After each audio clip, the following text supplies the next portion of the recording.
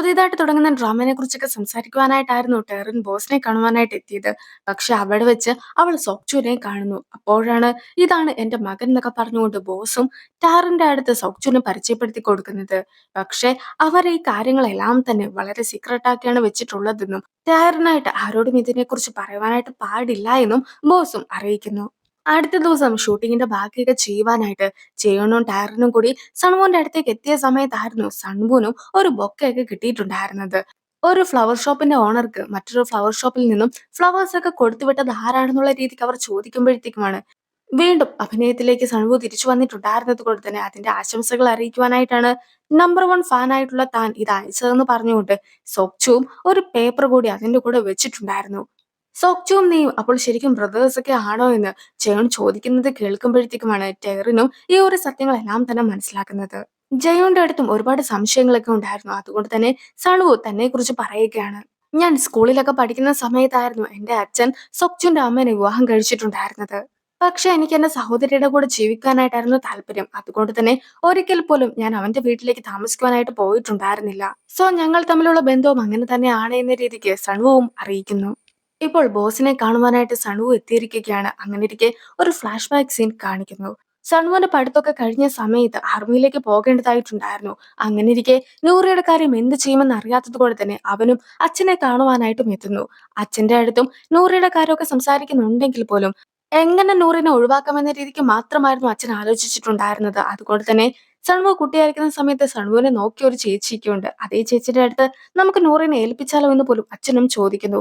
So സൗണ്ടൊക്കെ കേട്ടിട്ടുണ്ടായിരുന്ന ബോസും ഇപ്പോൾ വെളിയിലേക്ക് ഇറങ്ങി വരികയാണ്. അങ്ങനെയിരിക്കെ ബോസിനെ കണ്ടിട്ടുണ്ടായിരുന്ന സൺവും തന്റെ ഉള്ളിലുള്ള കാര്യങ്ങളെല്ലാം തന്നെ ബോസിനോടും തുറന്നു പറയുന്നു. എനിക്ക് ആർമിയിലേക്ക് പോകേണ്ടതായിട്ടുണ്ട്. പക്ഷെ എന്റെ അനിയത്തി സ്കൂളിൽ പഠിക്കുകയാണ്. അങ്ങനെയിരിക്കെ അവളുടെ കാര്യം കുറച്ചു നാളത്തേക്ക് നിങ്ങളൊന്ന് നോക്കാമോ എന്ന് ബോസിനോട് അവൻ പറയുമ്പോഴത്തേക്കും നിനക്ക് എങ്ങനെയാണ് അനിയത്തി വന്നത്?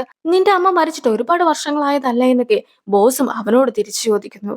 അച്ഛനും മറ്റൊരു സ്ത്രീയുടെ കൂടെ പോയിട്ട് ആ സ്ത്രീ എവിടെ പോയെന്ന് അറിയാത്തത് കൊണ്ട് തന്നെ ആ കുട്ടീനെ ഏറ്റെടുത്ത് വളർത്തേണ്ടി വന്ന കാര്യം ഒന്നും തന്നെ അച്ഛൻ ഇതുവരെയായിട്ട് ബോസിനോട് പറഞ്ഞിട്ടുണ്ടായിരുന്നില്ല. സോ ബോസും മൊത്തത്തിൽ ഞെട്ടിപ്പോകുന്നു. എന്തായാലും അച്ഛനോട് കാര്യങ്ങളൊക്കെ കൈകാര്യം ചെയ്തു എന്ന് പറഞ്ഞിട്ട് ബോസും അവിടെ നിന്നും പോയിട്ടുണ്ടായിരുന്നു. ഇപ്പോൾ അവർ വീണ്ടും കണ്ടുമുട്ടിയിരിക്കുകയാണ്. സണു സ്കൂളിൽ പഠിക്കുന്ന സമയത്ത് ബോസും അവന് ഒരുപാട് പണമൊക്കെ അയച്ചു കൊടുത്തിട്ടുണ്ടായിരുന്നല്ലോ.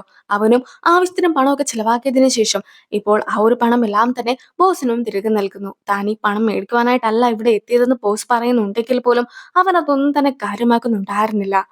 എല്ലാം ഒരു കടമെന്ന രീതിക്ക് മാത്രമായിരുന്നു അവനും കണ്ടിട്ടുണ്ടായിരുന്നത്. സോ ഇപ്പോൾ കടമൊക്കെ തിരിച്ചു തന്നു എന്ന് വിചാരിച്ചാൽ മതിയെന്ന് അവനും പറയുന്നു. ഇപ്പോൾ അവർ നൂറിനെ കുറിച്ചും സംസാരിക്കുന്നു. സൺവു ആർമിയിലൊക്കെ പോയ സമയത്ത് സൊക്ചു നൂറിനെ സൊക്ചുന്റെ വീട്ടിലേക്ക് വിളിച്ചുകൊണ്ട് വന്നിട്ടുണ്ടായിരുന്നു. അവൾക്ക് സ്പെഷ്യൽ ആയിട്ട് റൂം പോലും കൊടുത്തു. ആ ഒരു വർഷങ്ങളെല്ലാം തന്നെ സോക്ചു ആയിരുന്നു നൂറിനെ നോക്കിയിട്ടുണ്ടായിരുന്നത്. ബോസും അതിനെക്കുറിച്ചൊക്കെ സംസാരിക്കുമ്പോഴത്തേക്കും അത് കേട്ടിട്ടുണ്ടായിരുന്ന സൺവുവും ആ ഒറ്റ കാര്യത്തിലാണ് എനിക്കും സൊക്ചുന്റെ അടുത്ത് കടപ്പാടൊക്കെ ഉള്ളതെന്ന് പറഞ്ഞിട്ട് അവിടെ നിന്നും പോകുന്നു.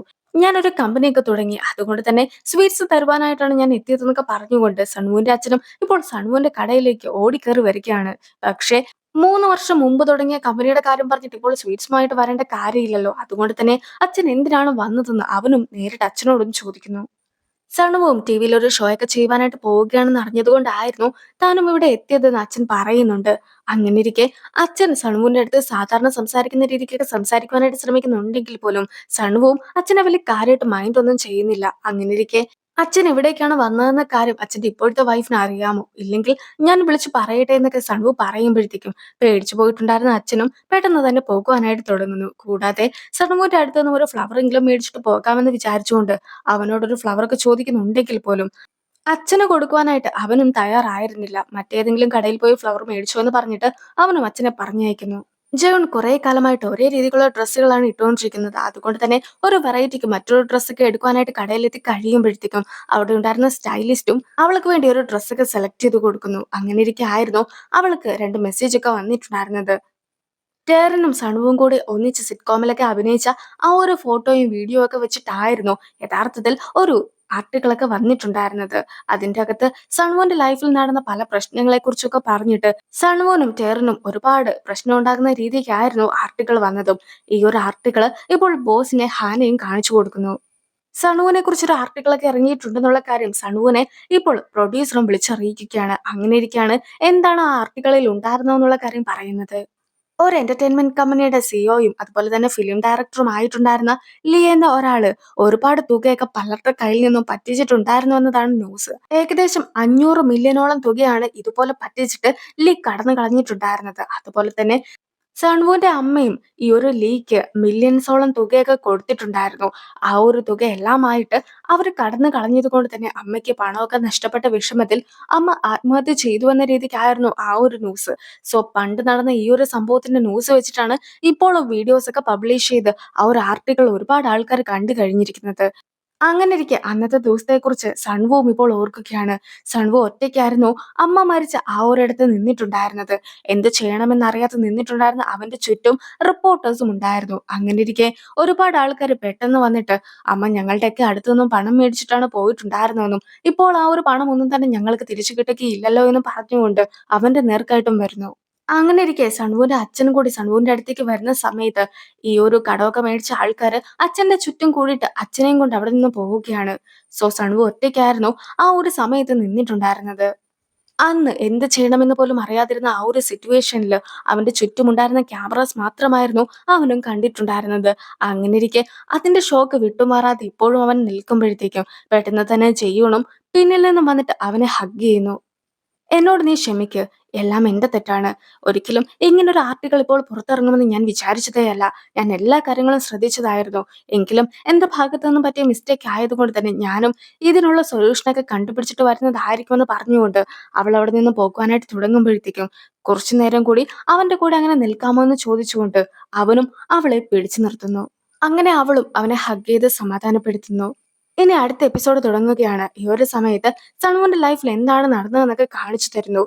സൺവു കുട്ടിയായിരിക്കുന്ന സമയത്ത് അവനും കടലിന്റെയൊക്കെ അടുത്തായിട്ടായിരുന്നു താമസിച്ചു വന്നിട്ടുണ്ടായിരുന്നത്. അങ്ങനെയിരിക്കെ ഒരു തവണ അവിടെ ഒരു ഷൂട്ടിംഗ് ഒക്കെ വരുന്നു. ഷൂട്ടിങ്ങിൽ അഭിനയിക്കേണ്ട കുട്ടി ചിക്കൻ പോക്സ് കാരണം വരുവാനായിട്ട് സാധിക്കാത്തൊരു അവസ്ഥയിലാണ് ഉള്ളതെന്ന് അറിയിച്ചു കഴിയുമ്പോഴത്തേക്കും നാളത്തേക്ക് ഷൂട്ട് ചെയ്യുവാനായിട്ട് കുട്ടിയില്ലെങ്കിൽ എന്ത് ചെയ്യുമെന്ന് അറിയാതെ ഡയറക്ടറും ആകെ പകച്ചു പോകുന്നു. സോ ഇപ്പോൾ അതിന്റെ പ്രൊഡ്യൂസറും സണുവിനെ കാണുവാനായിട്ടും എത്തുന്നു. അതായത് നിലവിലുള്ള കുട്ടി ഇല്ലാത്തത് കൊണ്ട് തന്നെ മറ്റു കുട്ടികളെ ഓഡീഷൻ ചെയ്യുവാനായിട്ടായിരുന്നു അവർ തീരുമാനിച്ചിട്ടുണ്ടായിരുന്നത്.